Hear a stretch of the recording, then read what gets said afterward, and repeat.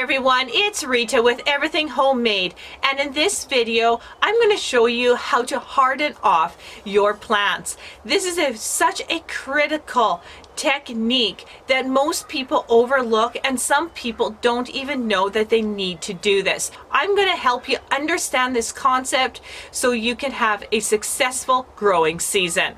So I have a few plants that need to be hardened off. So I have this beautiful stevia plant here, and I have another stevia plant here, plus there's more stevia plants behind me and other garden plants as well closer to my feet.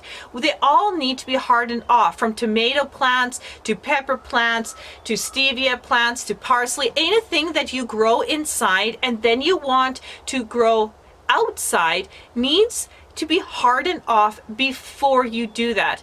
Now, why do I need to do this? Well, the inside environment is completely different than the outside environment. The inside environment is still. It doesn't really change. There's no environmental differences, rain, wind, sun. There's none of that happening. So your plants get used to something where they're just sitting there in perfect environment. There's nothing wrong with that if you're keeping that plant inside, but when you want to plant outside, you suddenly have wind where the plant, moves around. You have morning sun, afternoon sun, evening sun, all those times during the day, the sun is at different strengths. So your plant has to get used to that. Plus there's rain, so now there's things hitting their gentle hitting their leaves, so they need to get used to that as well. So we need to prepare our plants for the outside environment. There's different air pressures between the inside environment to the outside environment. So it's no different than I'm living in a northern environment where it's cooler than, let's say, Florida. And Florida, let's say, is experiencing their cooler months. Well, if I go and visit Florida at that time, I think it's balmy and summery and I'm in shorts and a tank top and everybody in Florida is having sweaters on, and I'm going, what is going on? I'm acclimatized to that already. But same thing, if somebody from Florida comes and visits me and it's in the dead of winter and I go outside and I run outside with just a sweater on, they're going outside with down jackets and mitts and toques, and they're absolutely freezing because they're not acclimatized to that environment. And it holds true for plants as well.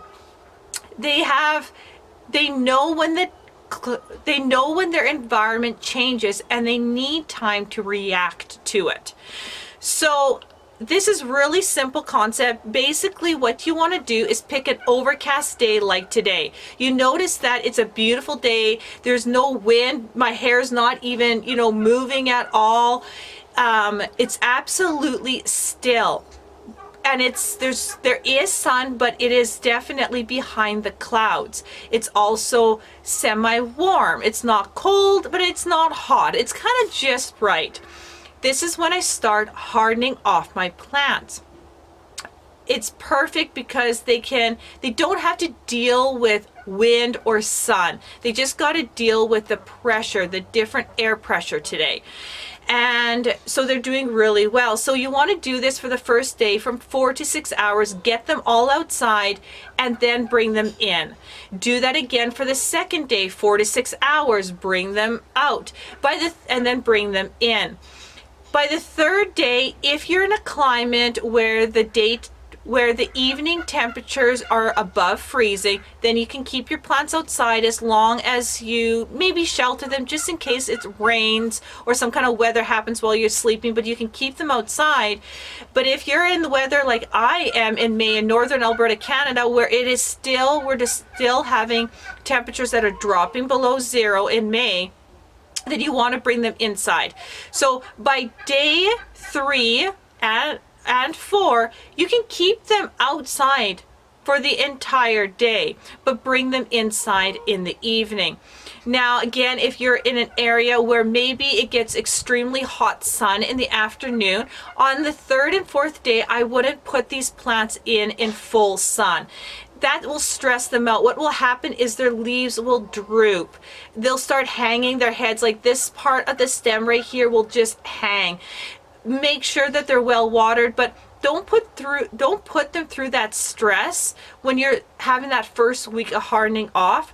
Here we don't get that hot of a sun in May. And so I wouldn't worry, but if I was hardening off a plant in July, I would definitely be worried about that hot afternoon sun. By day 5, you can definitely start introducing them to that sun. They should be hardy. I would say stevia plants are one of the easier plants to harden off. Tomatoes would be an easier plant to harden off as well. Same with some of the herbs. There are other, flowering plants that are a lot trickier, but these guys are pretty hardy. 5, day 6, you should be able to have them out in full sun. Just make sure they're well watered. Check that dirt.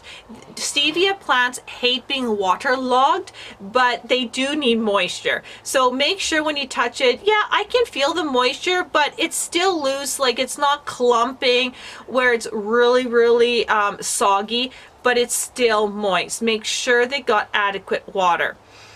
The next thing is that you can also help prepare your plants inside the house before you take them outside by running a fan on them. And what that does is provide them with a nice strong stem, nice strong shoots where they're used to, having that movement that really helps if you have a light breeze outside as well. So definitely that is a good idea. We run a fan over all my plants that I grow inside the house, so they're already used to that, and that is definitely an important key to have growing healthy plants inside. So once you've hit that day 6, day 7, you should be good to have them outside. Weather depending if you need to bring them inside or not. It's almost mid-May right now. I'm not ready to keep my plants outside during the night because we are still experiencing cold temperatures and it is a very chilly spring. But sometimes, some years, I can at this time of the year where I live. So you really just gotta watch the weather. So I thank you so much for watching this video. Happy planting, and I'll see you on the next one.